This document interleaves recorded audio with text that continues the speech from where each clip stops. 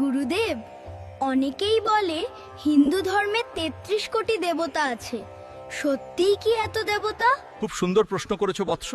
এই ব্যাপারে অনেকেরই ক্লিয়ার ধারণা নেই, তাই ভুল বোঝাবুঝি সৃষ্টি হয়। এখানে 33 কোটি মানে 33 crore নয়। কিন্তু গুরুদেব, কোটি দিয়ে তো সংখ্যা বুঝায়, তাই না?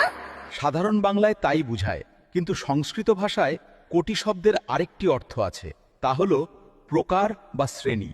তোমরা যারা লেখচিত্র বা গ্রাফ পেপারের অঙ্ক করেছো তারা জানো সেখানে ভুজ এবং কোটি নামে দুটি শব্দ রয়েছে। সেখানে কোটি দিয়ে কিন্তু ক্রোর বোঝানো হয় না, সেখানে কোটি ভিন্ন অর্থে ব্যবহৃত হয়। তাহলে গুরুদেব, ৩৩ কোটি দেবতা মানে ৩৩ প্রকার দেবতা। তো সেই ৩৩ প্রকার দেবতা কারা গুরুদেব?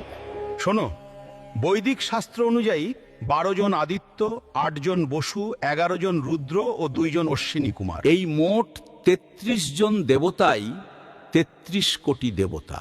গুরুদেব, তো এই 12 জন আদিত্য কারা? 12 জন আদিত্য হলেন বিষ্ণু, অর্যমা, ভগ, ত্বষ্টা, পূষা, বিবস্বান, বরুণ, মিত্র, অংশ, ধাতা, ইন্দ্র এবং বিবিধ। আর 8 জন বসুকে গুরুদেব?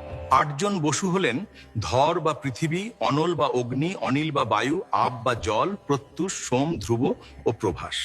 আর 11 জন রুদ্র কারা গুরুদেব? 11 জন রুদ্র হলেন কপালী, পিঙ্গল, ভীম, বিরূপাক্ষ, বিলোহিত, অজপাদ, অহির্বুদ্ন্য, শম্ভু, চণ্ড, ভব ও ঈশান। আর গুরুদেব, অশ্বিনী কুমার কারা? আর 2 জন অশ্বিনী কুমার হলেন নাসত্য এবং দস্যু বা দস্র।